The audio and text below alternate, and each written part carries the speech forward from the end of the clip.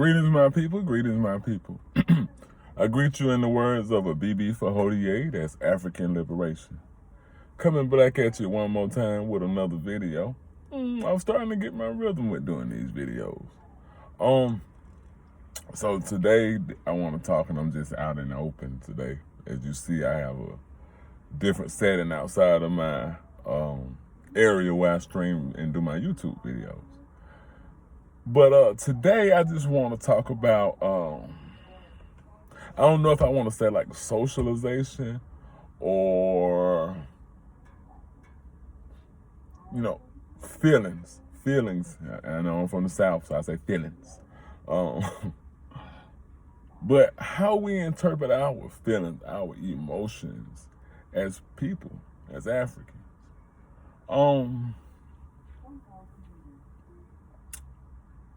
A lot of times we are all learning. So that's what I constantly love about the people I'm meeting, even people that like me or people that don't like me. Because despite what people may think, some people don't like me. But it's okay. But what I mean when I'm talking about feelings, I mean like how we internalize stuff, how we process stuff. Like I always talk about, like social learning theory. Who taught us? Like the Honorable Malcolm X always say, who taught you to hate yourself? Well, I want to go a little deeper and ask, who taught you how to love? Who taught you how to love yourself? Who taught you how to, who taught you how to love?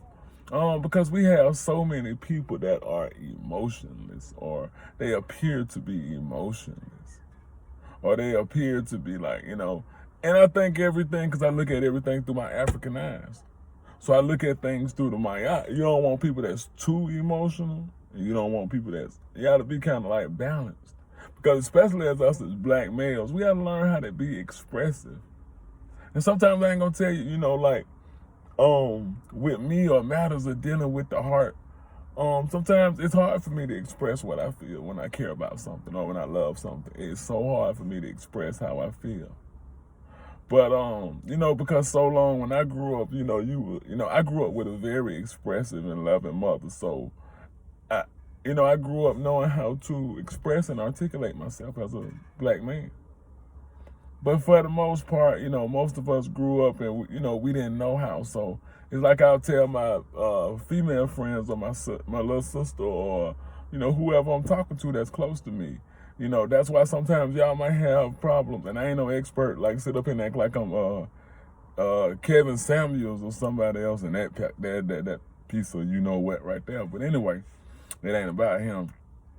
I'm not gonna sit up here and act like I'm this relationship guru or expert, but I'm an articulate, smart brother, so I can discern, and I'm intelligent enough to give a good answer or a good observation. But a lot of us brothers, we were conditioned not to talk, not to express, not to feel, not to talk about it, because how everything was induced into us for the most part. Like I always use TV shows.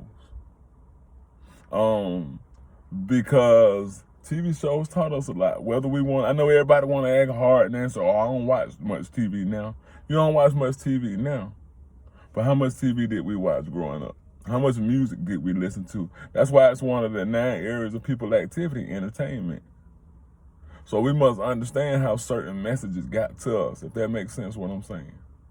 So, the way we would interpret it in love, the way we interpret it in some shows, that communicating or talking was a woman's emotion. And, sometimes I think that's what'll help us in this nation building, in this community building, because, so many of us be like, I want to, I want to be by myself. I don't want to talk to a person. I can get that, because we got to lay it on the scales of my eye. I can get that. But at the same time, we have to talk to people. We have to communicate. We have to speak to people. Or else who we helping? We preaching to the choir. We have to get out of this one man, one woman mindset.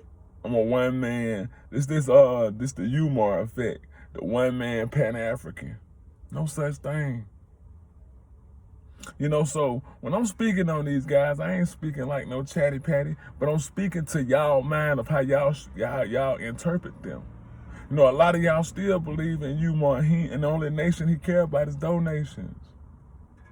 Y'all still believe in him. Y'all keep saying just, you know, y'all teaching this bully complex. Y'all, how most people teach their children to deal with bullies. What y'all tell them? Just ignore them. And that's wrong what we telling these children. Just ignore them. Just ignore them. And that's what we doing as adults now. So when you have, see, here's the thing. This is the thing that gets me. Everybody say they want to clean up the standard, right? Oh, we need to clean up the standard. Oh, people need to take accountability.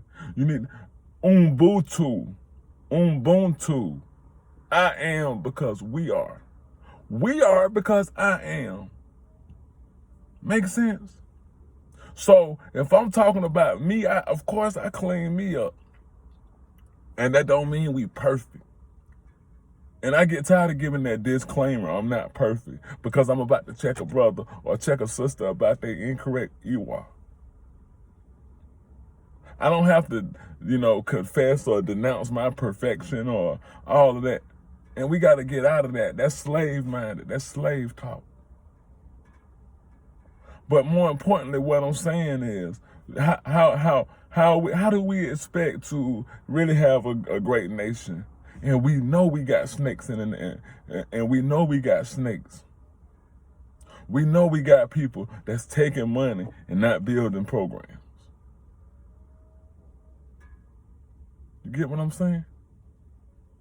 So instead of us communicating, because it's still about communicating, shout out to my brother Sincere. Because I always say that brother is his name. That brother right there, that brother should be who we donating to. We should be donating to Keith Slaughter in Atlanta over there on Irish Street. We should be vending with Ken Wardo and Shelley. We should be doing yoga with Derek and Leslie. Just good people that I personally know that's taking the people money, and you seeing what they doing.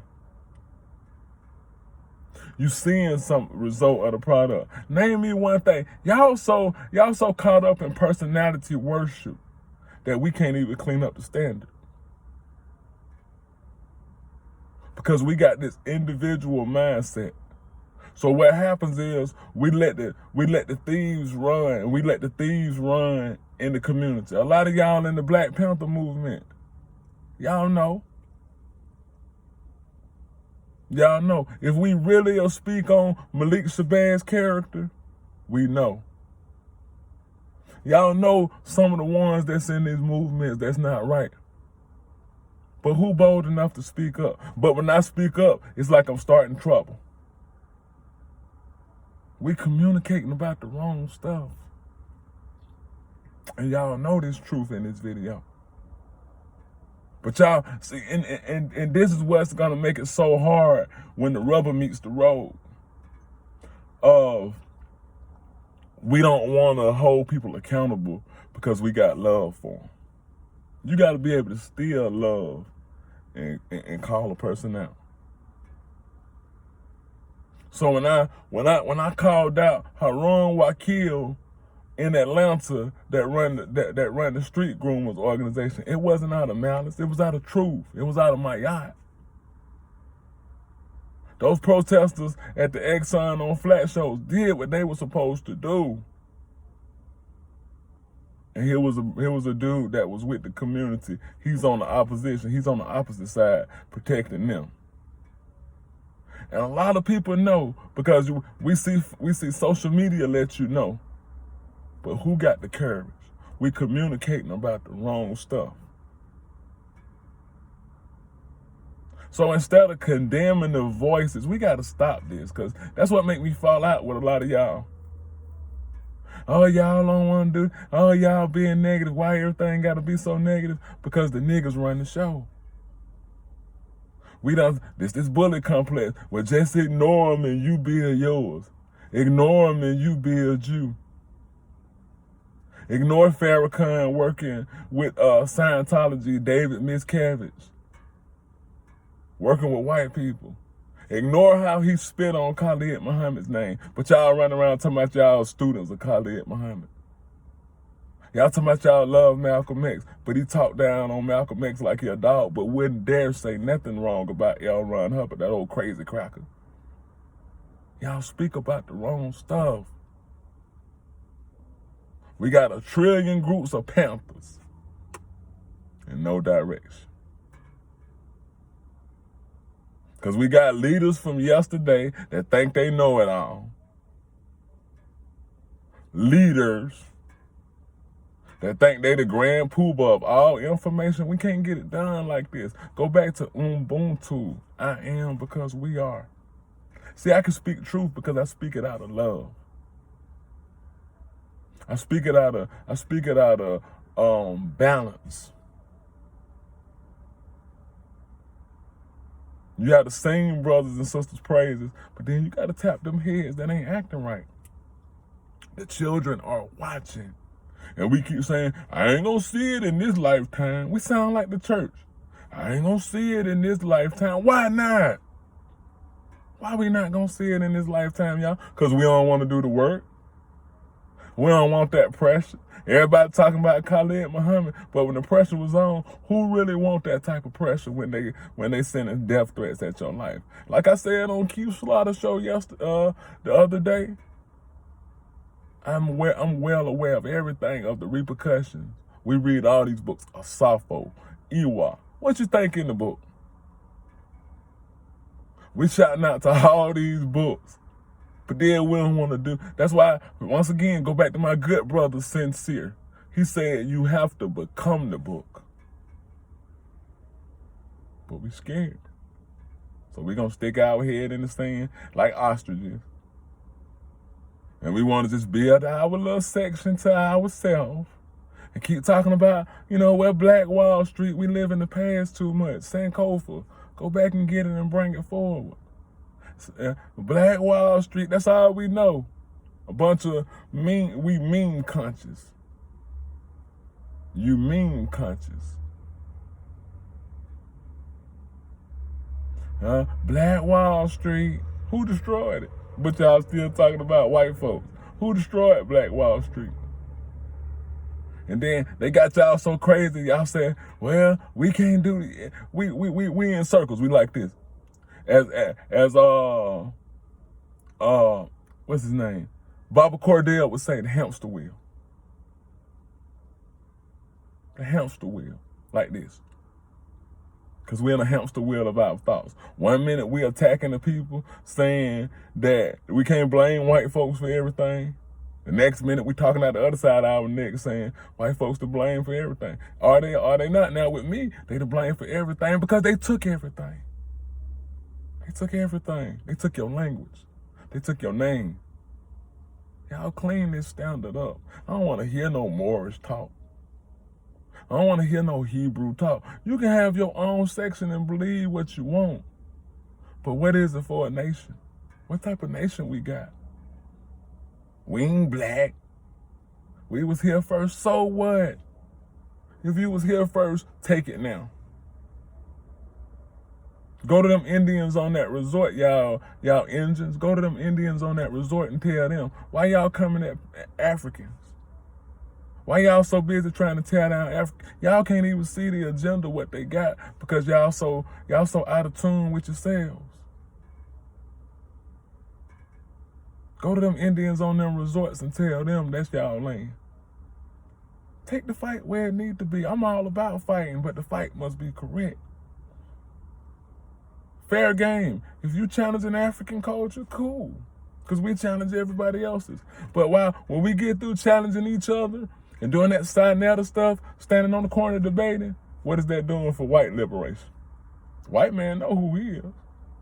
The Jew know who he is. The homo got theirs.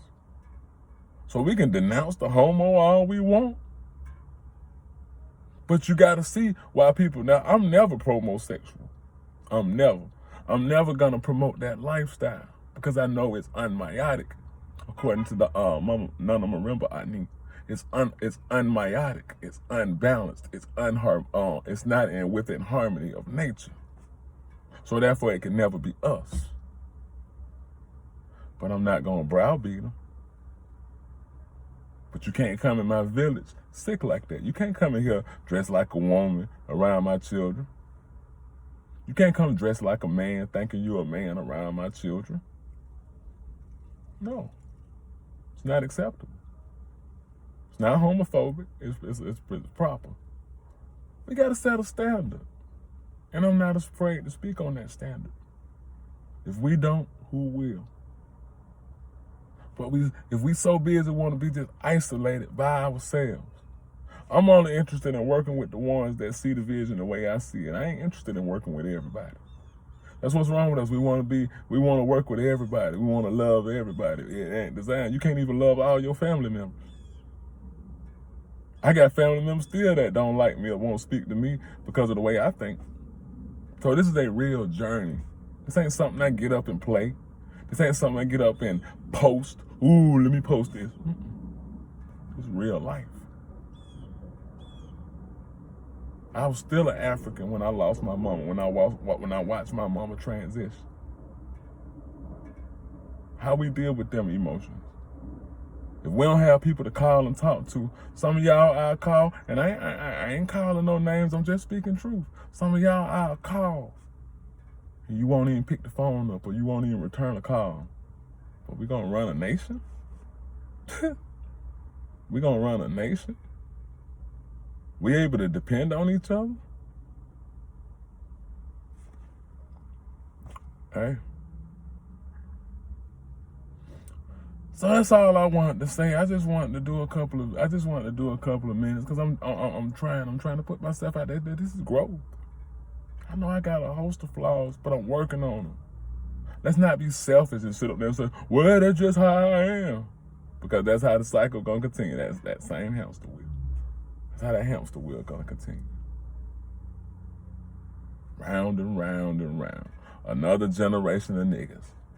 As none of Dale Jones, none of Kuntu say, the American nigga factory. Round and round. We love Future while he destroys the future. We love Cardi B while she destroys the future. But, we need to overthrow white supremacy. That is white supremacy. Because it affects us. It affects the family. It affects the black family that y'all profess to love so much. Clean it up. That's all. Clean it up. We clean it up together, though. If I'm ever out of balance, I got a village that's gonna say, hey, what you doing, Obasi? And hold me accountable. I ain't above nobody. I'm just like everybody watching this video. But I know my purpose, and I'm tired. I'm tired of watching our children be misled. I'm tired of black men, like black males, like Kevin Samuels getting up here shitting on black women. I'm tired of 50 Cent shitting on black women for fun. I'm tired of Lil Wayne shitting on black women for fun. I'm tired of watching black women shit on black men for fun. And we run to the oppressor. We run to the very ones that put us in this situation. Africans sold us into slavery. I don't hear that. I don't hear that. Africa colonized too. They might have participated, but they're not solely responsible. You go to the J.P. Morgans. You go to the Rockefeller family. You go to the Lloyds of London. How many black people are running those? They got plenty of blood on their hands from the slave trade. It is what it is. That's how you feel. That's right. You can feel that way. But let's not blame us for our plight. We can blame us once we become responsible. And the ones of us that are supposed to be conscious, what blame do we play? Since we want to blame generations that's not here, what role do we play in the slave trade? Because it's still going on. We talk as if it's over. That's how crazy. That's how I know we're not really understanding what we're reading. We talk as if it's over. because we able to come into their certain spaces. When we see Derek Grace with some gold jewelry, I see the I see the chains, but I just don't mistake them for jewelry. I see the chains, the gold chains that got you. You get it? Walking on a slave ship with gold diamond chains, but you still enslaved. Yeah. But that's my spiel. So I leave you how I greeted you in the words of a BB for Hodier, African liberation for African people, for everybody else. Peace.